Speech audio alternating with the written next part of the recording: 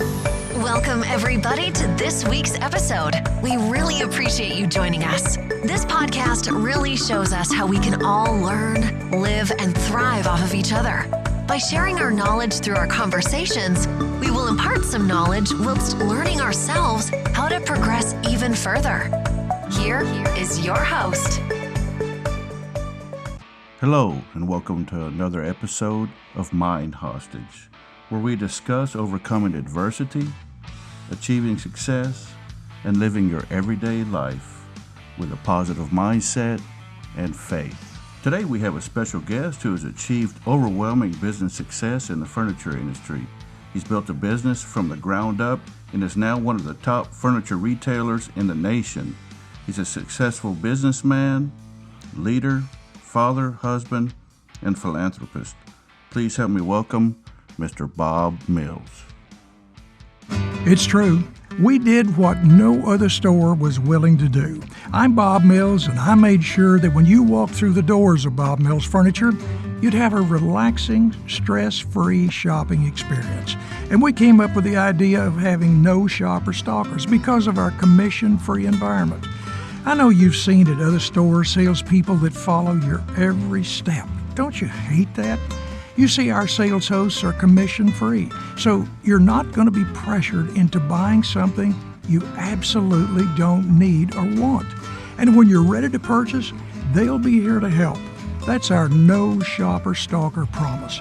I've asked all the time, how do you do it? Commission-free shopping environment only at Bob Mills. Good morning, Bob, and welcome to the show. How are you this morning? I'm great. Glad to be here. Good. So, part of our show in the direction that we take in speaking to our listeners, Bob, are folks who have achieved success, sometimes despite the adversity that they've had to overcome. And I understand that you're very successful, what I would consider a mogul in the furniture industry. Can you tell me a little bit about that? Well, I don't know about mogul. We have 9 stores. I started Bob Mills Furniture in 1971 when I was 23 years old. And boy, what a learning experience that was. I had no family members in the furniture business. The only thing I knew about furniture was I was raised on it. And we had some in our house. So I didn't know a lamp from a sofa. Some would say I still don't, but that was the facts back in 1971. And it was a tough journey. I got to admit that to you.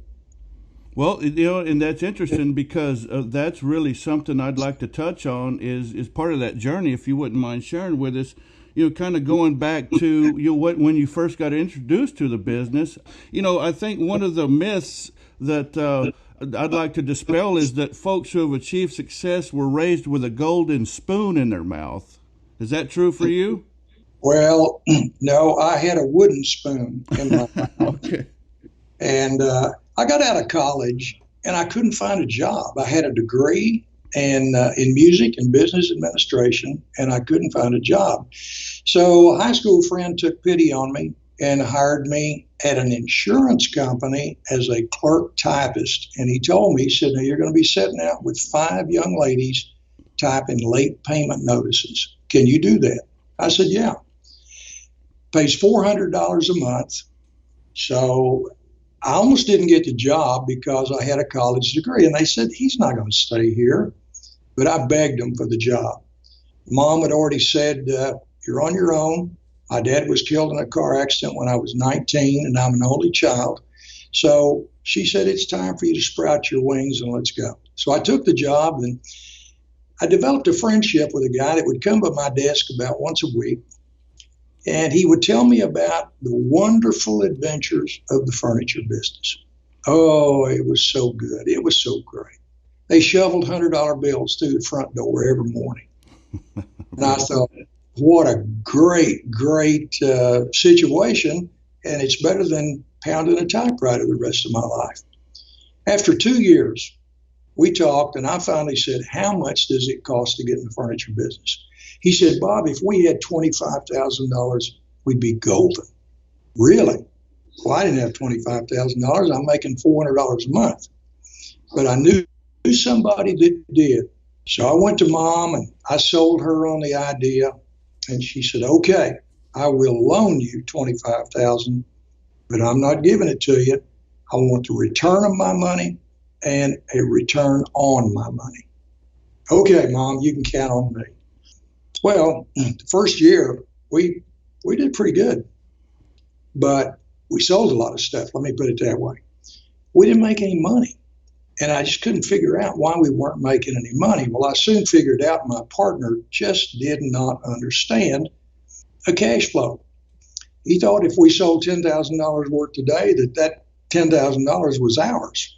He didn't realize you've got people to pay and employees and things like that. So I asked one of my dear friends from the insurance company, an old crusty CPA, J.T. Thomas, to come down and take a look at our books. Now, J.T. wore a straw hat and horn-rimmed glasses and smoked Camel cigarettes, unfiltered. Boy, he was a tough guy. He came down, looked at our books, thumbed through them, talked to himself a few minutes. Of course, we didn't have computers. And he slammed the ledger shut and he said, Bob, just as I thought, you're broke. Oh, my goodness. We're broke. We're broke. My partner jumped to his feet and said, JT, thank you for your time. You obviously don't understand the furniture business. Just send us an invoice and we appreciate your thoughts. JT laughed real big and he said, invoice? You didn't hear me. You're broke. You couldn't pay the invoice if I sent it to you. Oh my gosh. My partner said, Bob, don't worry about a thing. He just doesn't understand the business. The very next week, my partner walked in the door with a piece of paper and a set of keys. And he slid them across the desk along with a piece of paper. And he said, here's my half of the deal. And there's the keys. And I'm out of here. Wow. What do you mean you're out of here? Well, I'm gone. I'm not going to do this anymore. You can do what you want to. I sat there and I looked at those keys for a solid 3 hours. And the thing that kept running through my mind was the embarrassment you'd face. All your friends knew you were a failure. But the most important thing was my mom. I had to go to Mom and tell her I'd lost the money, wasn't going to be able to pay her back, and I knew that wasn't going to be a good conversation. Mom was a loving woman, but Mom was also a tough, stern businesswoman, and she meant what she said. So I had to tell her. She took it very well. She understood, and I've got to tell you, from that day for the next 3 years were the toughest days of my life. We got down to 3 employees on Friday. It seemed like Friday came every day. That was payroll day. And oh my goodness, if you didn't sell something, you couldn't make payroll. We never missed a payroll, but boy, we got close. And then 3 years later, in 75, we got lucky. We were able to hire one great employee, a guy named Ken Collins. Ken was 3 years older than I was at the time. And we got on that floor and we started having fun. Didn't have any credit, didn't have much money. And we started selling stuff. And then we'd jump on the pickup and go deliver it, come back, sponge bath off, put our shirts back on and tie and do it again. And then we hired another good employee and then a couple of more good ones. And that taught me the value of people. If you don't have good people, it will not work. I don't care what business you're in.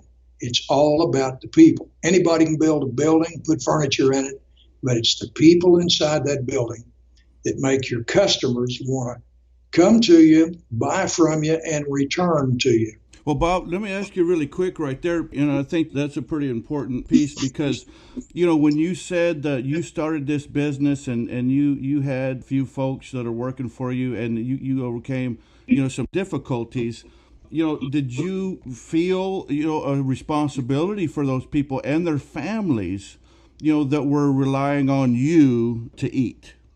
Absolutely. The word family is so important to us in our culture today, because I look at every employee, even today, we have 500 employees, and those families that are associated, and especially the little children. The little children, if I make a lot of decisions that are wrong, those children may suffer. And I take that very much to heart, that you have to think about the family. So when you make decisions, no matter who owns the company, it's a family decision that is good for the entire family, not just one member of the family. Wow, that's powerful. Before we move forward with this, when we're talking about family, would like to go back a little bit, because I know that you over the years are accustomed to skipping over this piece, but you said something initially that I felt like was very significant.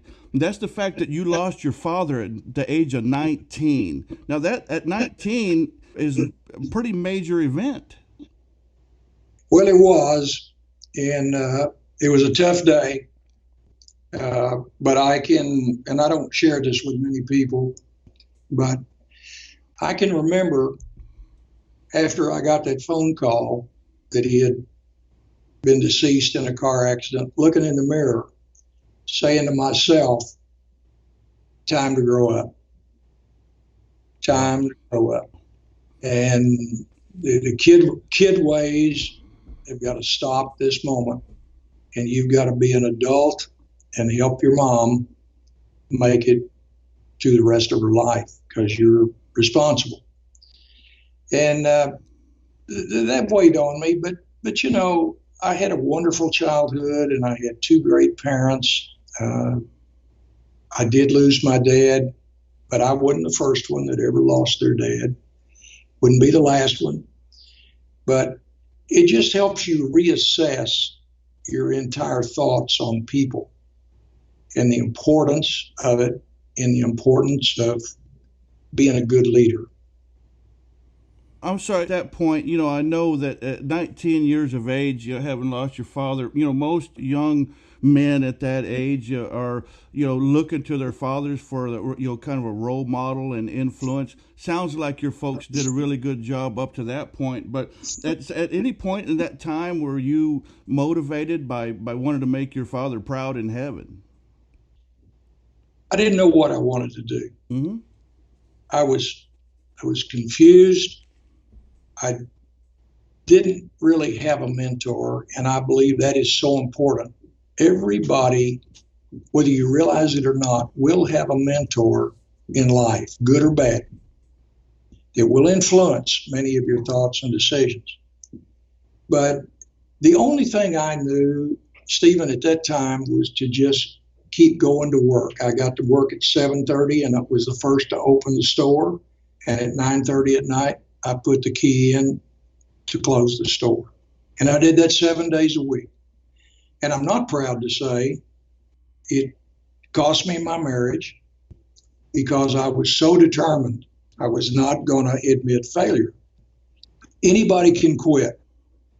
Anybody can throw their hands up.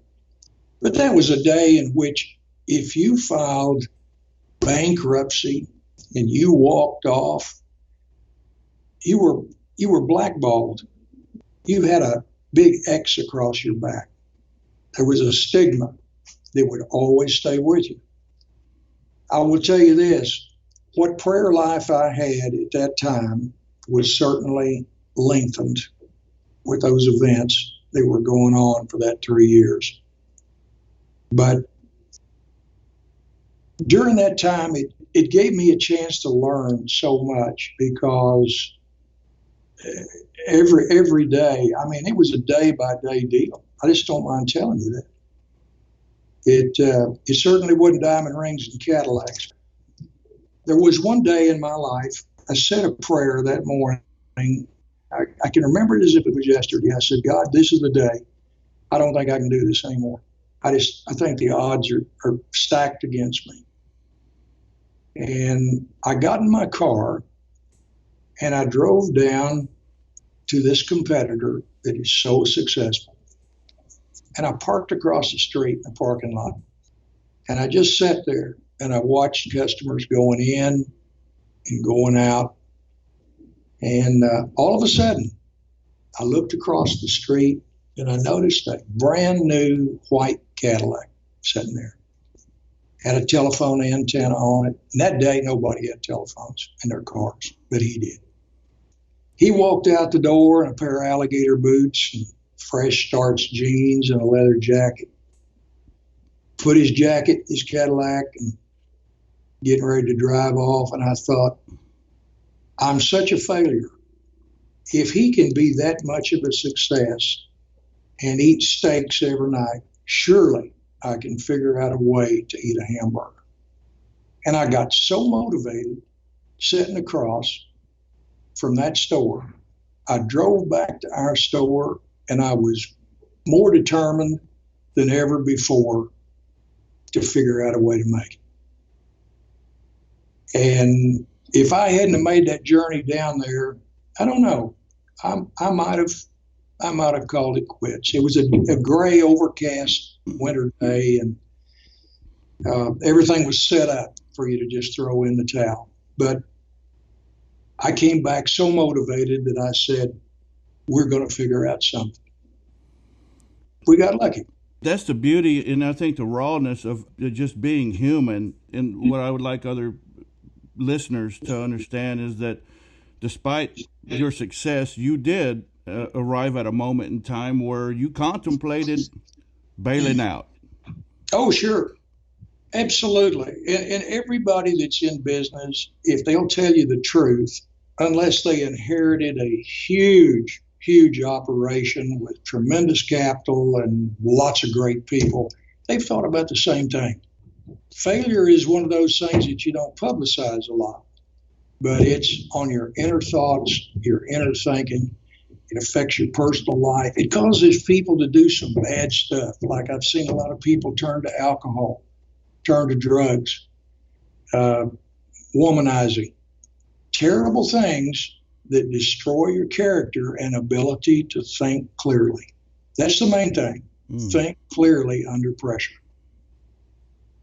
And I'm certainly not a perfect human being, but I think when you're in trouble, there's one thing you need. You need that clear path to the Lord himself, and you need all the wits about you you can. And that doesn't come from alcohol and drugs. That's very powerful. Thank you for sharing that. So, Bob, so you ultimately took the steps necessary to achieve that dream. I know a little bit about where you're at today. And fast forwarding through some of those obstacles and those times where you wanted to quit, we know you didn't. And so tell us about that. As you started to achieve success, I'm sure you hit a lot of hurdles and obstacles and roadblocks along the way. What separates someone like you who has ultimately achieved success yet had to overcome adversity? What separates you from the folks that sit in here with a dream and a goal and a desire but hasn't taken that step? Well, you see what you just said, a dream, a goal, and a desire, those are passive thoughts. They're passive. There's no action required. You can set, your mind can do that for you. Now, the next step is let's put it into real life action. What are we going to do? If you want to do it bad enough, you will figure out a way. But the next most important ingredient in my mind is perseverance. I see so many young people today with good ideas, education, ability, and I look up a year later and they've already quit. They've already quit that idea and gone to do something else. If you love it, you'll do it. If you're lucky enough, as I was, to find something that you love, you will make it work. And I always tell everybody, today, I don't have to come to work, but I get to come to work. I'm privileged to be able to come to work and work with great people, with great hearts and a lot of ability. And they know more about our computer systems than I ever will. But I admit that. I freely admit that. They have so much more tech savvy than I do. But they have been able to turn us into a top 100 company, one of the top 100 furniture stores in America, and continuing to grow every year. We have 9 stores, and there's no way to keep up with that if you don't have strong technology. But I get to come to work every day, and I love to come to work. Some people like to play golf. I like to sell furniture because I like the people. On Black Friday, that was my time. I was privileged, and I mean this is a privilege. We opened the doors early. It was the biggest Black Friday we've ever had in our history this past week. I got to shake hands with every customer that came through the Oklahoma City door. We had over 4,000 people come through the door. Wow. And from 9 o'clock in the morning till a little after 6, store didn't close till 9 o'clock. But I tell you, at 6 o'clock, I'd had 2 10-minute breaks, and I was whipped. I was pretty tired. But it was so much fun getting to say hello to the people and thank them for coming through our doors. You see, you realize when you go in business for yourself, there's no guarantee that anyone will ever come to see you tomorrow or even today. You have to earn it every day. And I tell our people that yesterday's gone, it's today. Make me feel special, and I will come back to see you. And I think America today is so starved for people that will do just one simple thing. Tell me the truth. If you don't know, that's okay. Just tell me the truth. Find out. And if you tell me you're going to call me back, call me back. Even if you don't have the answer, you told me you'd call me back. That's the biggest complaint and the biggest comments that we still hear from customers every day. And I am in on our people's faces every day. I'm that passionate about that. Do what you said you would do. You tell the man or lady why you couldn't. They will forgive you. We love to forgive. We're a society of forgiveness. And if you will just ask, they will forgive you. Just like our Heavenly Father, we ask Him every day, please forgive me for the sins and terrible things I've done. And He's very quick and faithful to do that. So will your customer. Well, I think that's really important because, at each and every turn, we have an opportunity to use our free will. And so many people at that moment make I think sometimes unconscious decision to be untruthful. In working with the folks that I've worked with, I try to teach them that you need to raise your level of your consciousness enough to be in touch with what's going on in our subconscious, that we actually have an opportunity to make the right decision with every decision that we're faced with. Well, you're exactly right. And there was a book written by Tony Robbins, a great motivational leader around the country, in which he said, pain and pleasure. Those are the 2 things that human beings are most affected by, that we will do anything to get from pain over to pleasure. Now, it's telling the truth. There's going to be pain associated with telling the truth. If I have to tell a customer or my wife or my son something that's not fun to hear, there's going to be pain associated. Oh, I don't want to do that. If I do that, I never have to remember what I said, and I can do everything I can to correct it, to do something. But the minute I start a habit of fabrication, things start to go downhill in your entire life because that becomes contagious. You just don't see the need to tell the truth anymore. And people figure that out, and they have less confidence in you. Your employees, your friends, your family, that goes for everybody. The truth can be painful, but it's the happiest, shortest way to putting a smile on your face. Wow, if everybody could really grasp that and put that into play, what a difference it would make in the world. Well, it would. It would. We would all probably be saying some things we didn't want to hear, but we would know exactly where we stand every single day. Now, I want to make the distinction right there, really quick, Bob, between being honest and truthful. And there are a lot of folks that I think they hide behind that in a way and saying, well, you accept me as I am. I just say the things the way I want to. And I think they get that a little twisted in that, there's a way to do that. There's a way to be honest with people and not hurtful and harmful to them. And I think the difference is in our heart. Well, absolutely. I mean, you're to love your neighbor as yourself. And when you love your neighbor, you're not going to purposely say hurtful things. You're going to maybe rearrange the truth a little bit to where it still makes the point, but it's not hurtful. Mm-hmm. Trying to hurt people sometimes can become a way of life that those people don't have many friends. They don't have many associates. Their business isn't successful because that type of attitude and behavior just doesn't work. Yes, sir. Thank you. Bob, would you tell me about maybe the greatest challenge that you have faced in business or life or whatever you're willing to share? What is the greatest challenge that you've had to endure, and how did you get through it? Oh, I don't know. I think just in the past few years, it's like this. There's success and there's failure. Failure, you have no choices. You have one line to go down, one road to go down, and that's it, because you don't have the ability to make any choices.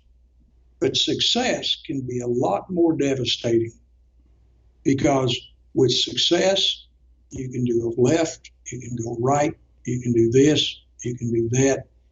And bad decisions, both personal and business-wise, can very easily set in on us. And I think when success comes along, to learn how to handle success, many people can't. They become arrogant, full of themselves, prideful. Nobody likes that. But people that are successful, and I think that's just a challenge that you have to overcome. And people say, I've had people ask me this question many times, when did you know you were going to make it? Well, I never knew. I still don't. I still keep the philosophy, we have to earn it every single day. Just because we're a large company today compared to a 3-employee company, the principles are the same. We have to earn it every single day. And that's a hurdle that you need to understand and realize. Your family is a lot larger today. There's a lot more people. So those decisions that you make, do it with care, do it with thought, with understanding, and many times you make a mistake. You make the wrong decision. And that's where you got to be man enough to say, I really messed up. Let's try to fix it. So you own your own mistakes. That's an interesting concept. You have to. You have to. So many people today, they can't get those words out of their mouth. I'm sorry. I made a mistake. Here's what I'd like to do to make it right. This may sound braggadocious to you. This may sound arrogant to you, and I apologize if it does. But I tell our 3 children, I say, Brian, our oldest, is 46, daughter's 45, and Chris is 40. And they all work at the company, and they do a magnificent job. I always tell them, when it becomes involved with money, and it's right or wrong, it's only money. We can go make some more money. Always be faithful to give the other person the advantage, to give them more than what they ask. It's only money. If somebody's trying to cheat you, understand there's a reason they're trying to cheat you, or do something like that. But I don't want to let money be the ultimate God that we're after, because when you do that, your behavior will change and your thoughts will change. You no longer have a heart for people. which are the business. And when you lose it, you might as well put a key in the door. Bob, tell me who are your major influences in life? You didn't have the father that, a lot of folks have or would love to have. You said that having role models are so key and important in life. Who were yours and who influenced you the most? Well, I wasn't a Christian until I was let's call it a Tuesday morning Christian. I was lukewarm up until 25 years ago. And, but when I became saved and I was baptized, that was the real turning point of establishing a mentor in my life. But as far as on this earth, having a mentor, my mentors have changed over the years.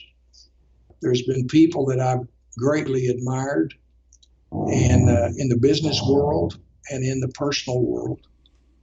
But some of our great business leaders that have accomplished so much more than I ever have, I admire how they've done it, and then many of them have done it from nothing.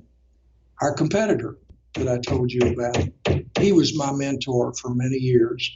I just couldn't imagine that everything he touched was right. And I told his two sons one day, I meant it to be a compliment. I don't know if they took it that way or not.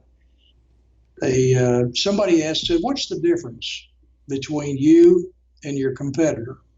And I said, well, they had a multimillionaire for a dad, but they had a dad. And they could go to dad, and you don't understand the privilege this is. When you're confused, you're hurt, you don't know what to do, being able to go to dad and say, Dad, what should I do? Just tell me. And dad would tell you the truth and calm you down and make you feel better. But when you don't have that, that's when you have the ability to make some bad decisions and real mistakes. So choosing the right mentor is incredibly important, that you don't hook your wagon to somebody that will take you in a direction you shouldn't go. And we've all done that. We all look at the superficial side, but I think the mentors that I have today are those that their word is solid gold, and their word is better than their contract. And that's such a reputation today. You find very few. It feels so refreshing when you find it, though. Oh my goodness! You shake hands, you make a deal, no matter the size of the money, but you made a deal. And and to me, when you shake hands with somebody, that is more credible than an inch thick contract. Yes, sir. Yes, sir. And to look a man or a woman in the eyes. In the eye, this is what I will do. I'm honor bound. I have no choice. I told her I would do this.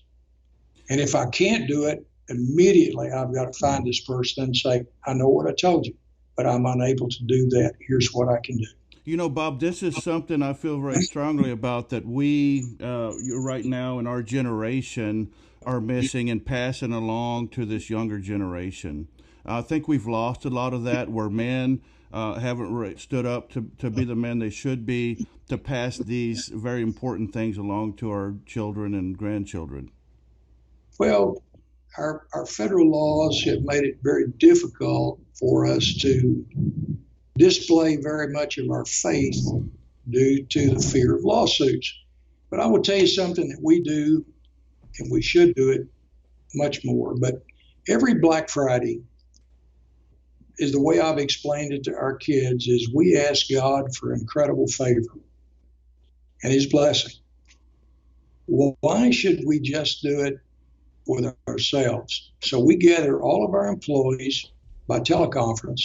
We all hold hands and gather around and take just a minute and ask the one that gave everything to us and thank him for everything he's done, and pray for his favor that day. And I think it's just it's a feeling inside that you get that's indescribable. You know it's the right thing to do.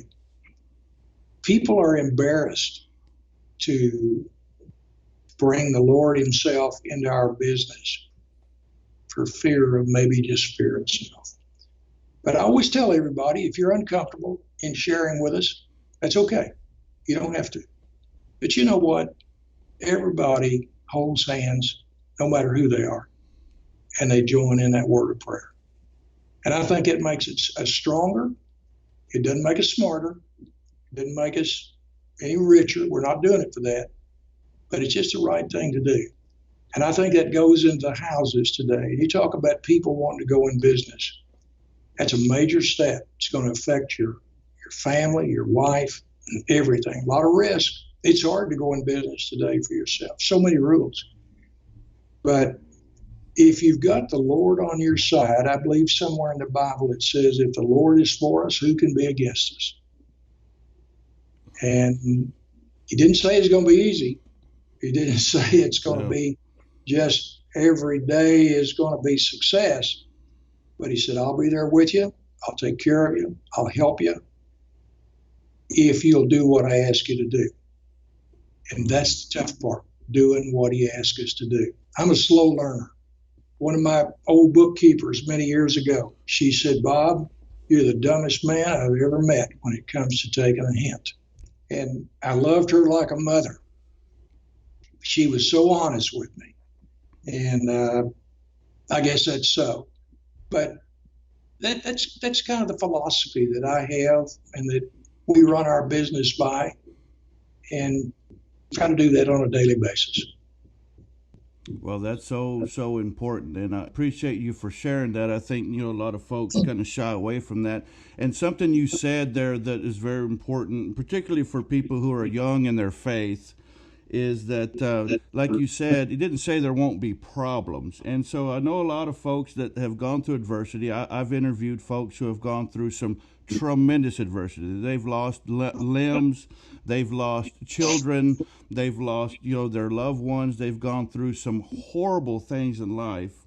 And the tendency is when we hit some roadblocks is the kind of victim mentality part of our human ego is that we have to blame it on something or somebody.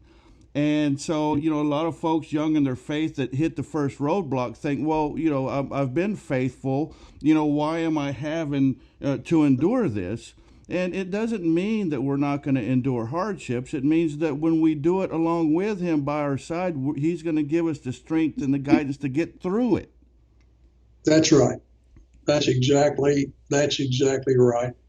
And, the definition to me of faith is what has not happened, will not happen, and cannot happen, happens. And it's so amazing that it's hard to keep that kind of faith. It's very, very difficult. The older you get, your worries change. You start to worry about your health and these kind of things like that. But I've been so blessed with good health all my life that there's been so many good things that I rarely take the adequate amount of time to say, God, thank you for all the good things you've done. This little bitty thing over here that's a stumbling block, we'll figure it out. That's so key, I think, because we get so used to focusing on the negative that many folks don't take the time, as you said, every day to focus on the many things we have to be thankful for and what a difference that spirit of thankfulness has in our life. That's so true. The life is not always fair, but I would sure hate to try to go it alone. Bob, we're kind of wrapping up. I've got a couple more things I want to ask you. One of is, if you could go back and change anything, what would it be? If I could change anything, well, I would have become a believer and been baptized 45 years ago rather than 25.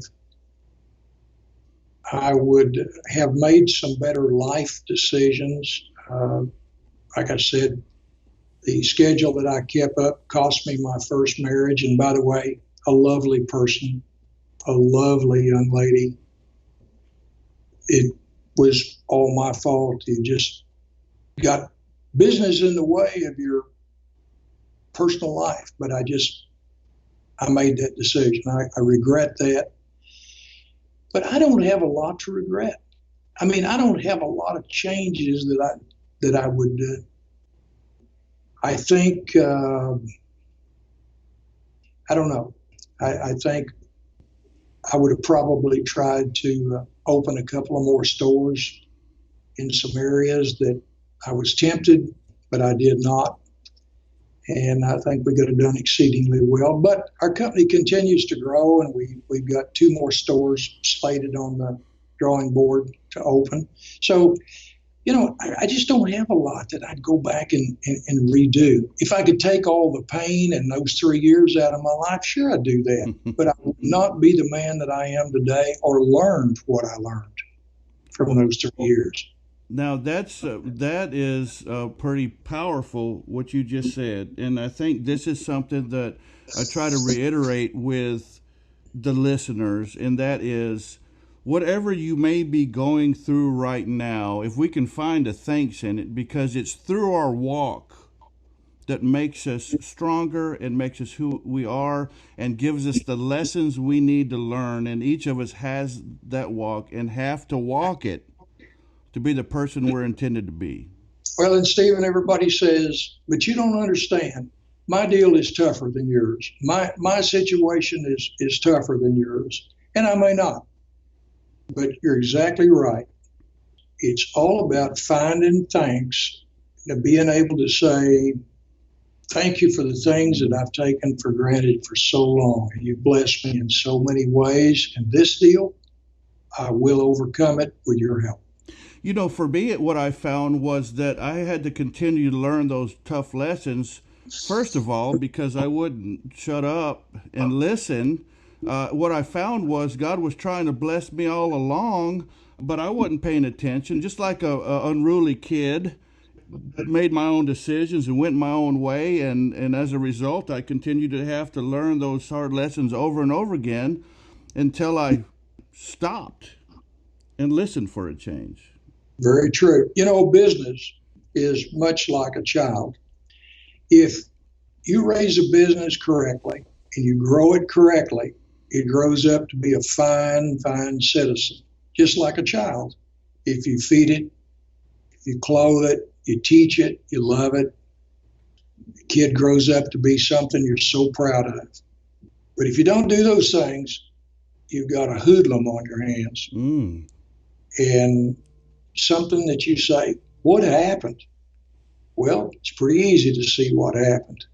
You neglected those day by day, trivial, small little things. Stopping an employee saying, listen, I just want to tell you what a great job you do. I'm so proud of you.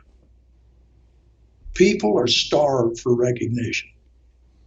And everybody thinks, oh, it's all about the money. No, it's not. Every survey you read, the money is 3 or 4 down the list. They want recognition.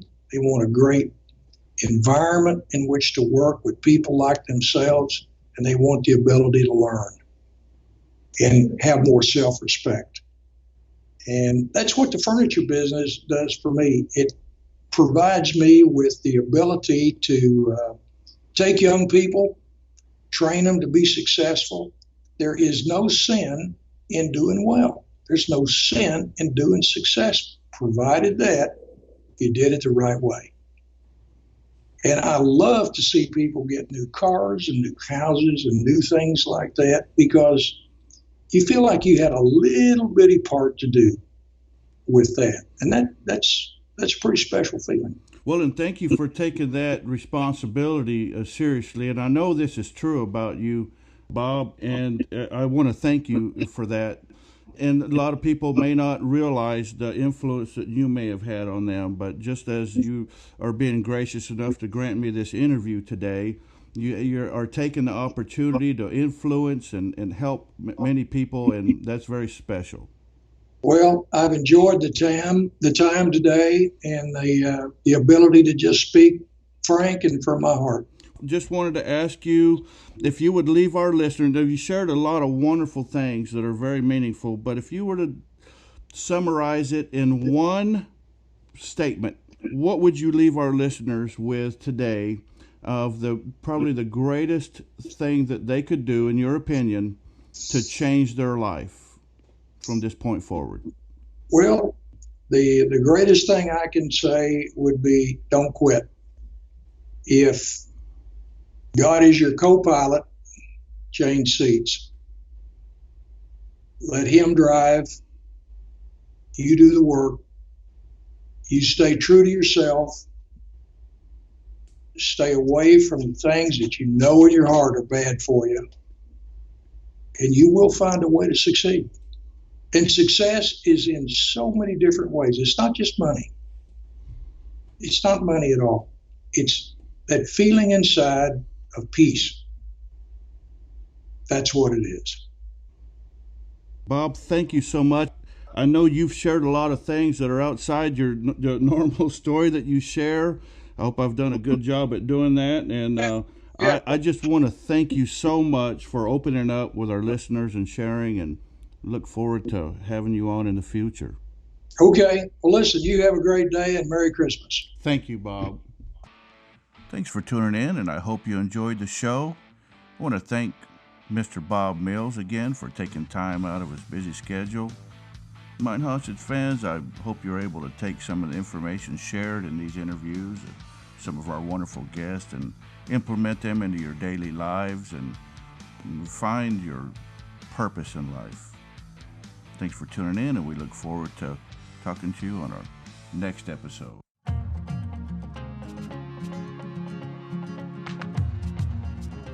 Loved what you've heard on this week's episode? Well, the answer is simple. It would mean the world to us if you could head over to iTunes and leave us a 5-star review and feedback. Spreading the word really is the best way to grow our podcast and achieve even greater things. Thank you.